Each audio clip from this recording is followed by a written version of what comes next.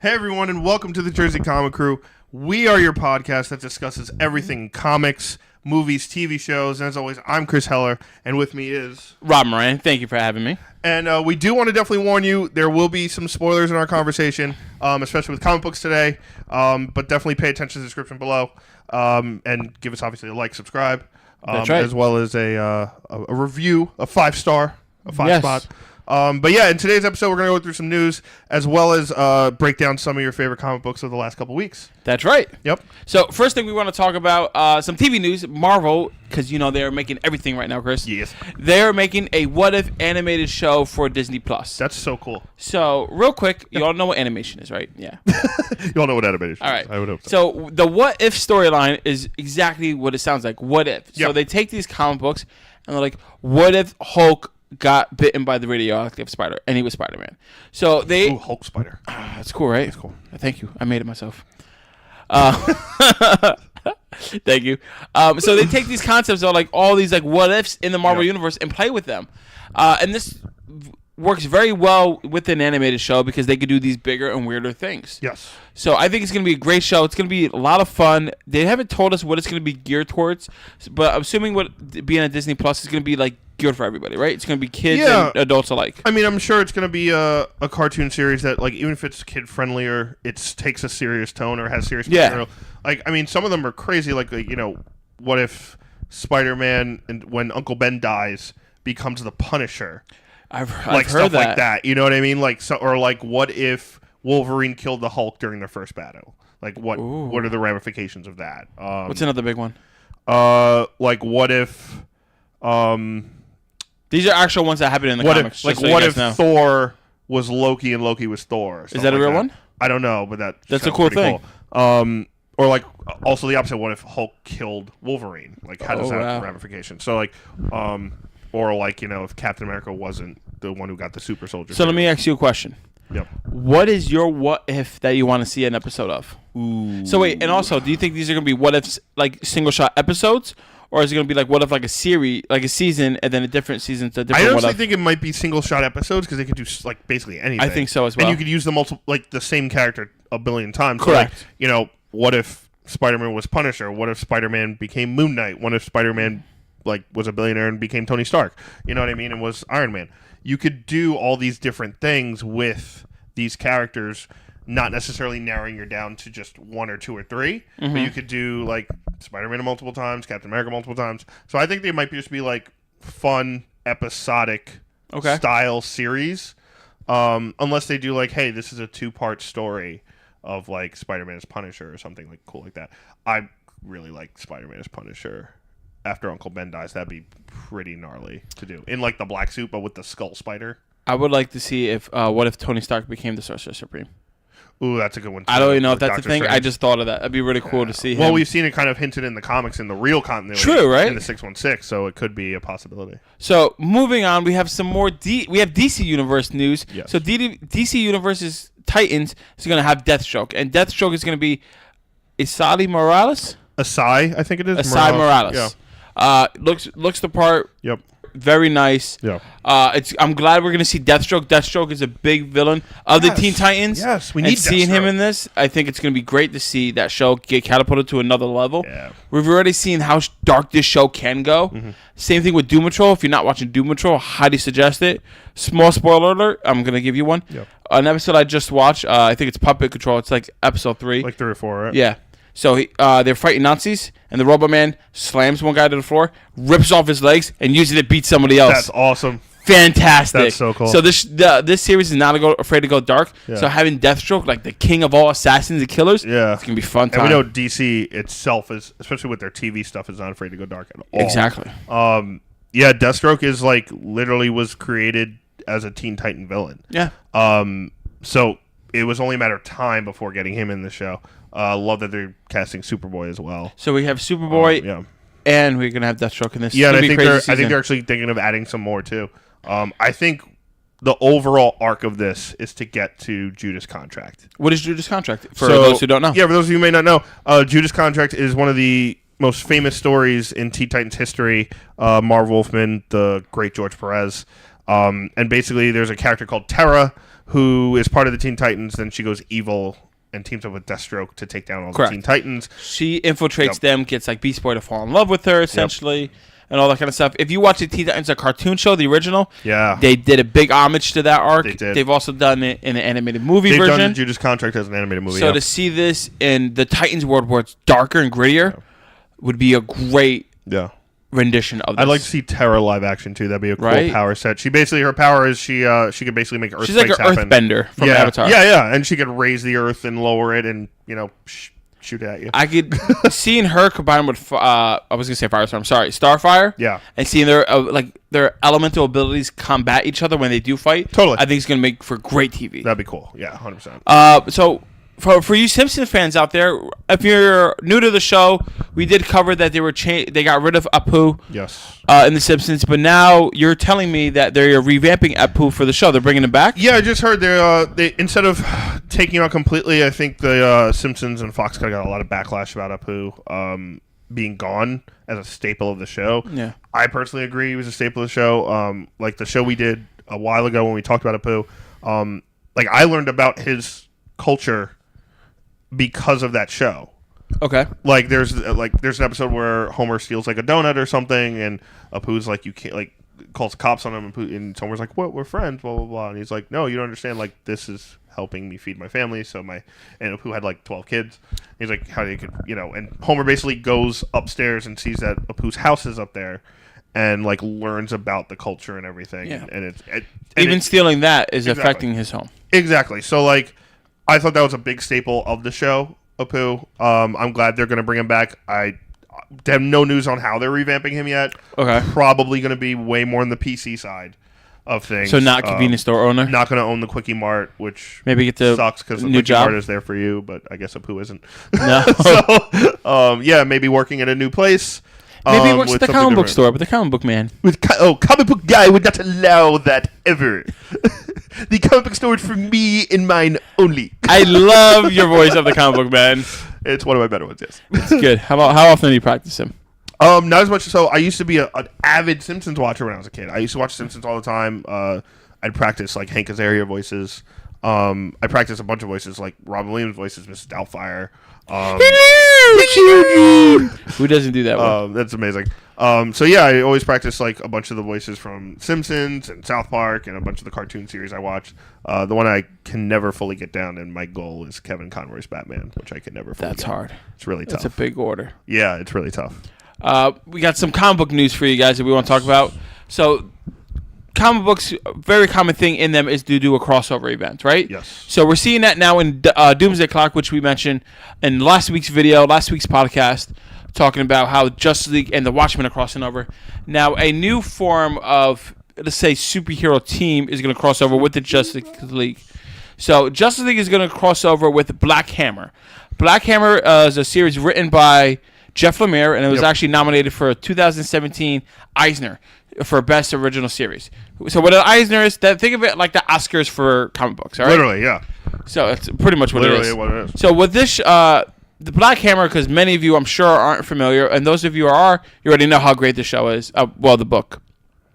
The book starts out with these 5 people, 5 superheroes, living on the farm after they save the world. They get sent away from their world, and they have to grow up here without their powers. So there's a lot of allegories, I guess, to the Justice League members that we have. Okay. So we have Mark Marks as the Martian. Mm-hmm. Very similar powers to John Johns, right? Okay. We have a little girl, a woman trapped in a little girl's body. Okay. And she's like Shazam. She utters the word and she grows up into it. Gotcha. But she's stuck in the little girl's body, and she has to say the name to actually go back into what it is. It's a reverse of Shazam. Shazam goes from boy to man. Yep. She always goes to a little girl, so when she was a little girl, it's fine. But when she's an old woman, she goes to that, and she's a little girl. So it's almost like Mary Marvel switch, opposite Mary Marvel. Correct. Mm-hmm. Opposite Mary Marvel. Okay. And we have the Superman version of them. We have a lot of cool things to see. It's a little bit darker, and it's more character-driven in Black Hammer than Justice League. Okay. Justice League is more, as you know, it's more about the exploits, what they're doing. Yeah. And now, modern days, we're really getting a deep dive into the characters.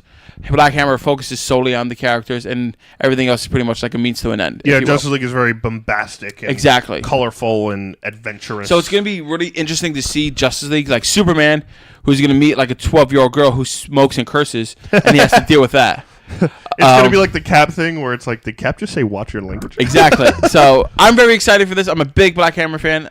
What do you think about this event? Yeah, I think it's cool. It's always fun to meet like the allegories, right? Like your other Earths. Like which Justice we get League, with like Watchmen now. Yeah, or Justice League, like especially like Crime Syndicate. Everyone loves that, where you get the evil Justice League, and Wonder Woman's more of the evil Lois Lane in this one. But so your allegory is always cool, and especially if this is like more your independent, it could go darker.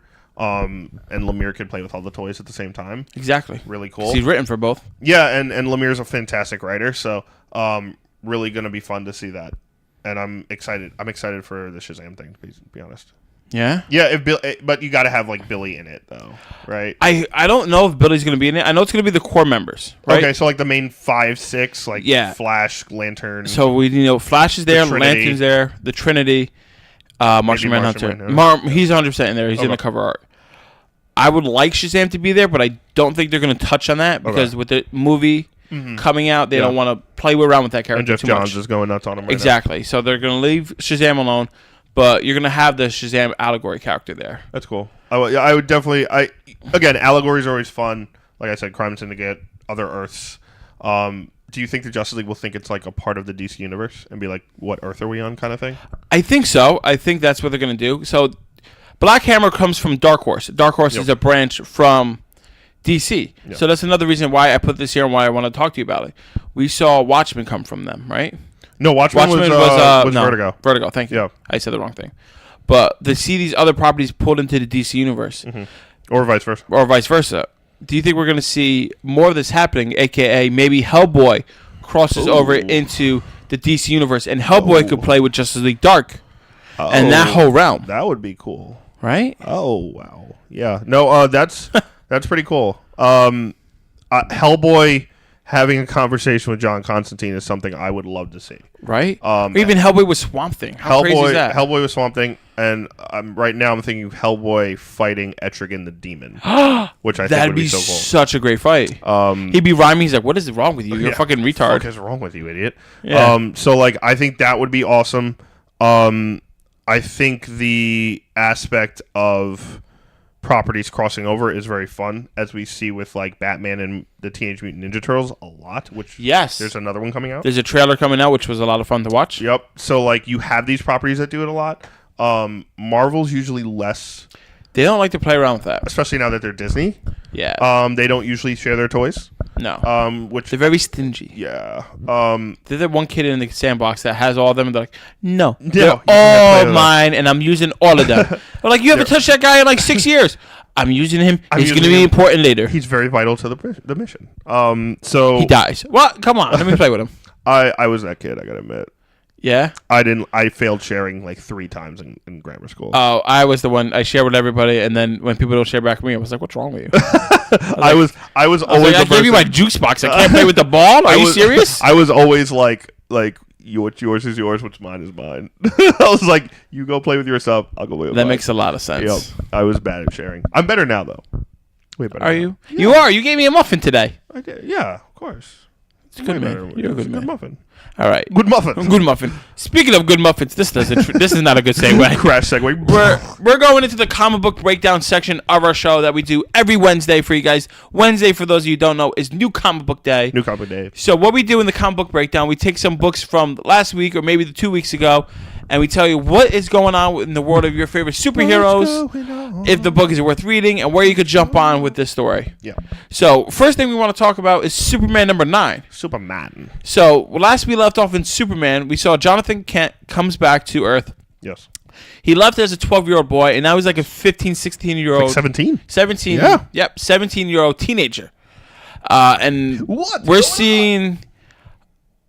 pretty much a story of his expedition where he got introduced with the crime syndicate, Chris, right? Yes. So fill us in what happened. Yeah, so he gets introduced to the crime syndicate. He's basically telling the story to his parents of what happened to him.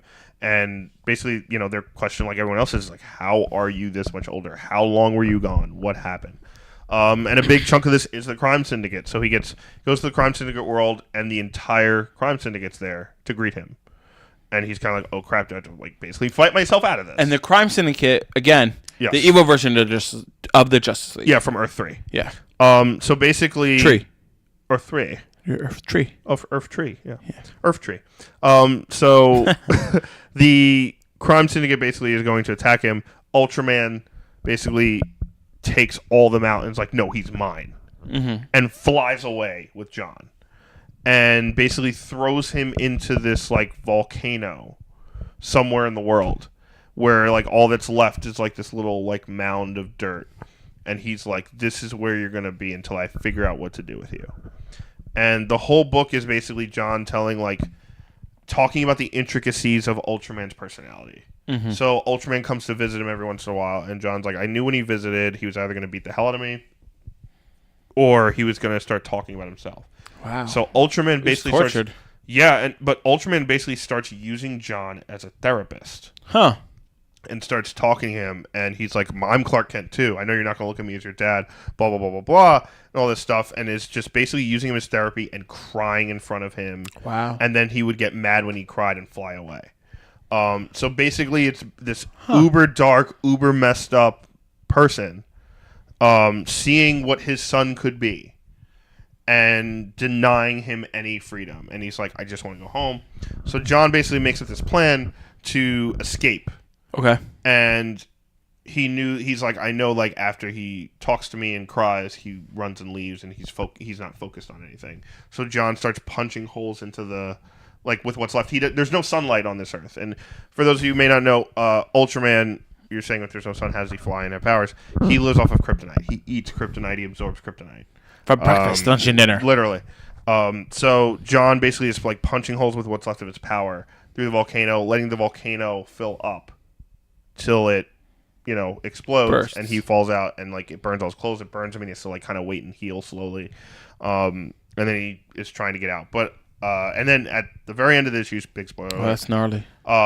He finds his way back into, and he's like, Mom, and it's Superwoman of Earth 3, who is pure evil, as we know. Oh. And she's like, so my husband couldn't do it, huh? He couldn't kill you?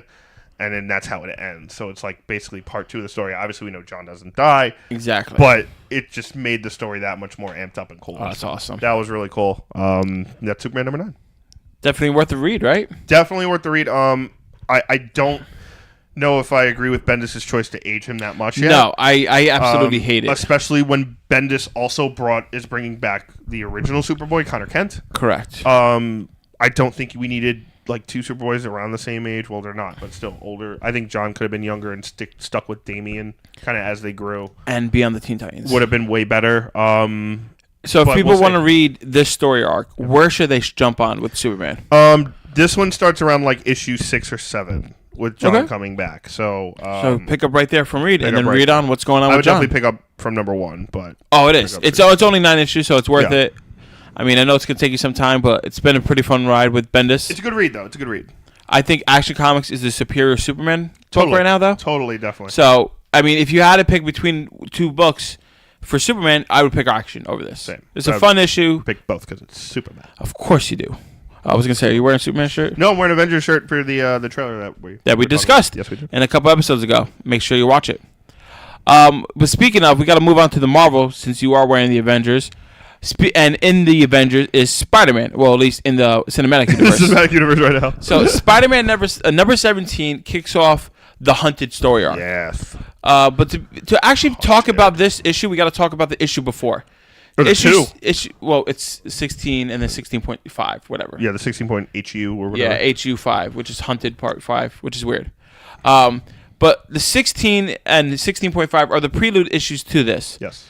So in issue 16, we see that Kraven the Hunter, he's dead. He's come back to life. Yeah. And then he finds a way to make clones of himself for his children. And he created numerous clones. I think it was over 40. something like that. Yeah, it was like, and they were all his sons. Think of like Jango Fett making all the Boba Fett. Exactly. They were living copies of him who were accelerated to grow at an alarming rate so he could train like an army. Yeah. And he trained them, he taught them how to hunt, taught them how to fight, and gave them one last mission and sent them off, right? And then one day he knows all the sons are coming back. He sets up this big feast, which is really nice. He's like, I can't wait to embrace my sons and all that. And then we only see one of his sons. Big, broad, looks even bigger than Craven, younger than him. Weight, jacked, everything. Right? And he drops off this bag. It's all the skulls of his other sons. He's like, I killed them all, Father. He's like, they're not worthy of the name of the hunter. Yep. He's like, only I am. And then at first we think Craven's heartbroken. He starts crying. He's like, what have you done, you monster? And then he turns to him, monster! I've never been so proud of my life. And then he puts his arm around him and tries to teach him the ways. Yep, it was crazy. And at the end of issue 16, we see him reveal his plan to stop all the poaching in the world, all the rich people coming and poaching, as that if we're to solve the problem of the Sahara and all that. He captured all these supervillains and costume heroes, I guess. Not all of them are heroes, but costume people. Yeah, he captures every villain / like anti-hero that has an animal element. Yep. So like Rhino. Rhino, Scorpion, Vulture, Black Cat, who we see is a big part of it. Tarantula, all these guys. The White Rabbit we saw. White Rabbit. Deep cut. Very deep cut. So she's insane. Exactly. But all these major characters that are based on animal figures. And they're going to be hunted. Yes. So instead of these people Most hunting... dangerous game. Exactly. Instead of these people hunting animals, they're going to hunt these villains. Yep. And in point 5, we see real quick that Black Cat gets sent on a mission from Hammerhead to free one of Hammerhead's partners, who was like an owl guy, I guess. Mm-hmm. She gets into the base and notices that the lizard's son, John, I think, Bobby Lizard is there captured. Bobby Lizard. And as she was Bobby Lizard, she was trying to get him away, and she gets stopped. She gets kidnapped as well.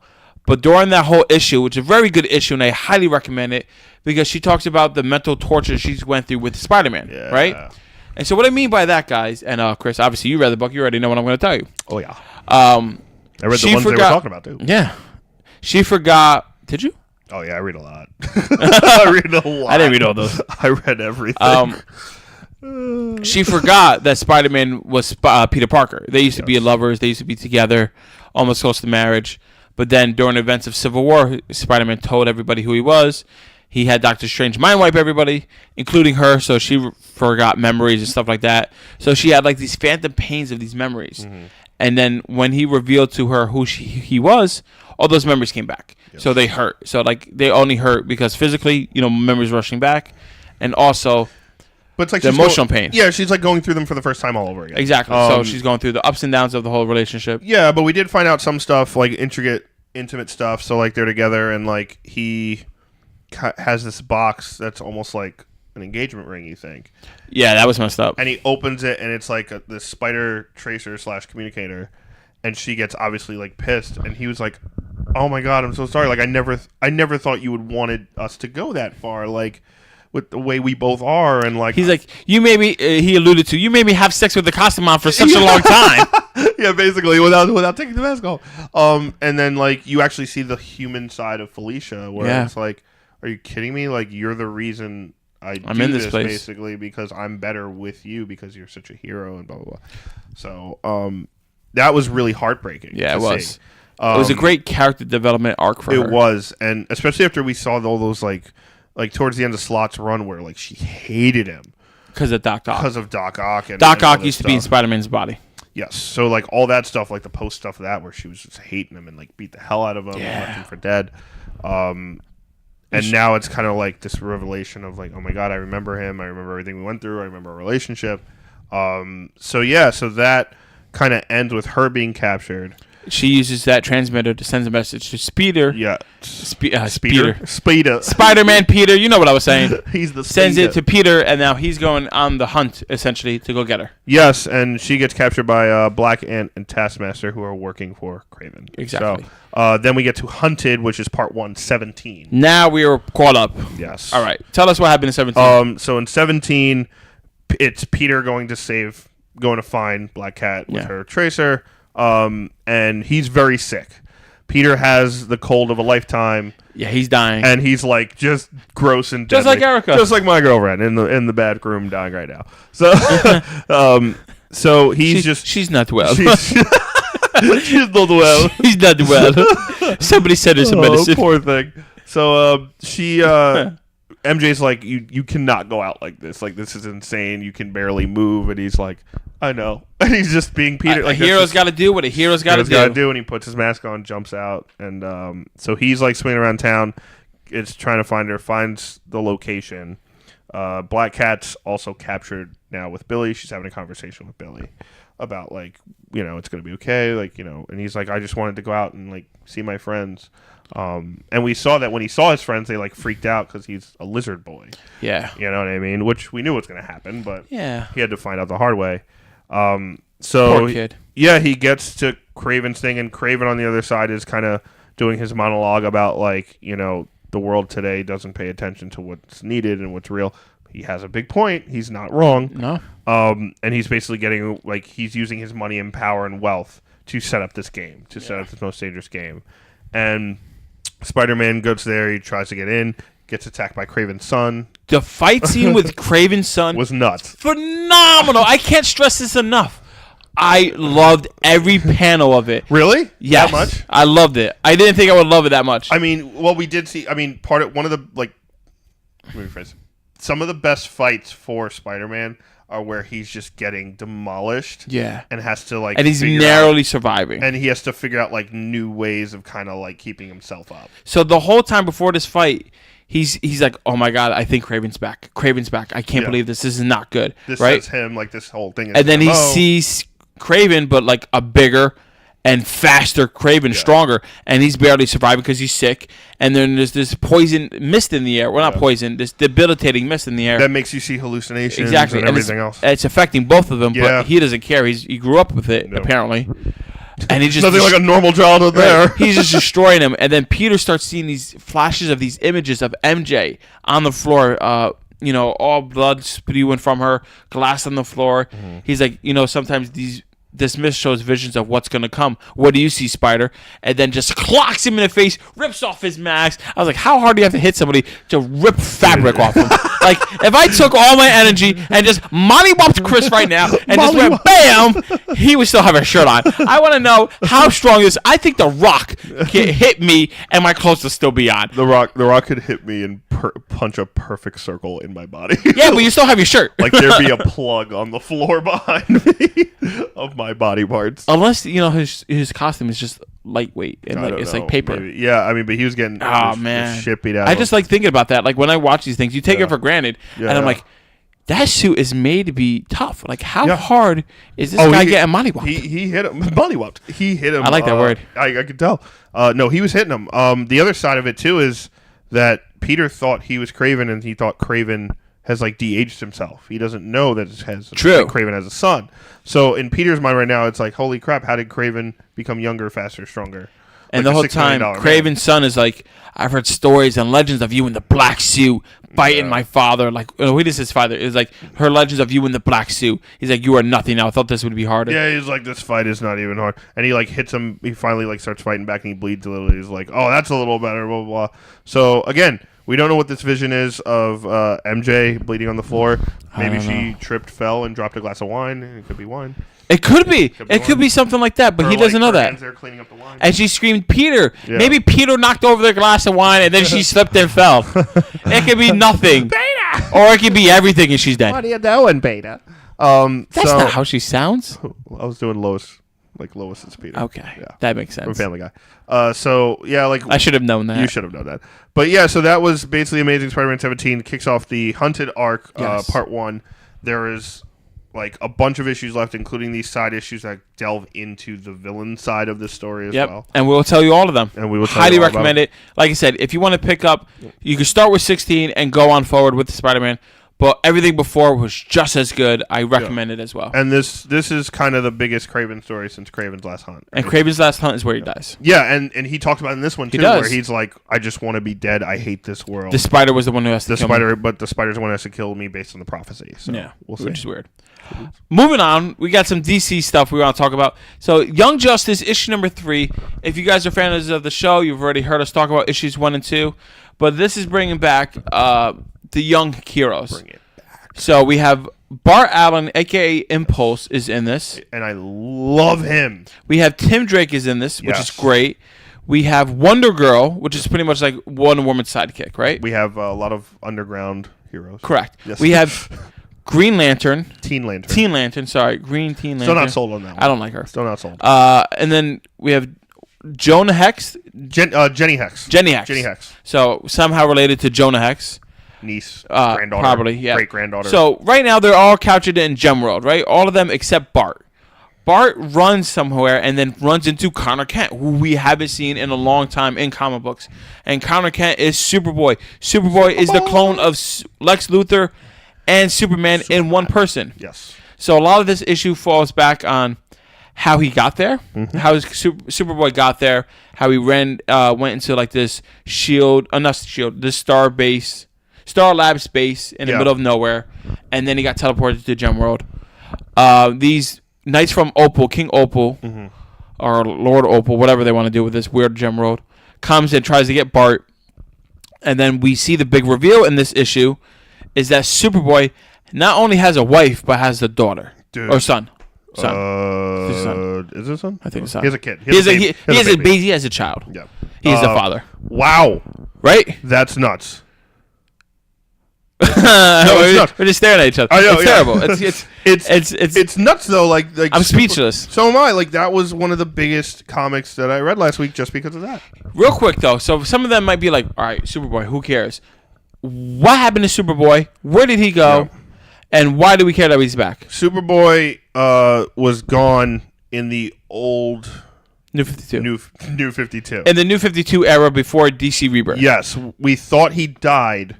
Correct. But one of these like ancient rock-shaped gods kind of sent him away. We thought it was a death. Like we thought he just took him away from existence. Yeah. But apparently he transported him, and Bendis made it like he transported him to Gemworld. Yes. And this is where he's been the whole time. So it's been years since we've seen him. He's been years. He's a farmer now. And apparently. And it's a great line because like Impulse, Bart Allen's just like, you're a farmer? Like, why? And he's like, I'm a Kent. Kents are farmers. That's what we do. I love that line. That was great. Great line. And then, like we also see the fact that he's been there. He's obviously a little older. He's got like 5 o'clock shadow. He's got a beard. He's still rocking the leather jacket. the 90s leather jacket. And Impulse makes a joke about it. He's like, you still wear that? Like, what are you doing? He's like, you can still pull it off. You can still pull it off. And then, by the way, when he went into Gemworld, he did not have the jacket. Where did he get the jacket? I don't know. Probably. Did he not have the jacket? No. You're right. He didn't have the jacket. He was also in black. Mm-hmm. Interesting. We'll figure the wife probably made it for him. The wife made it for him. She's like, don't worry. I got gems here. But yeah, so he's... And also, like, they're going to attack him, and Bart's talking all this shit to, like, the guards, right? He's like, you don't want to do that. And he's like, anytime now, Connor. Yeah, he's like, I guess we have something super for you. Right, Connor? And he's like, right? And he's like, the shirt he's wearing, you guys might want to look at that kind of thing. And Connor just gives himself up. He doesn't fight. Because the baby's there. Because he has a child and a wife now, and I'm sure he wanted to protect them. He should have fought. Oh, he would have. It would have been so quick. No one would. It's a baby. They're not gonna remember.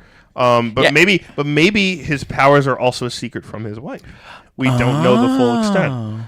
There's a possibility that the wife doesn't know he's a Kryptonian clone. What if that baby's not him, even though it looks just like him?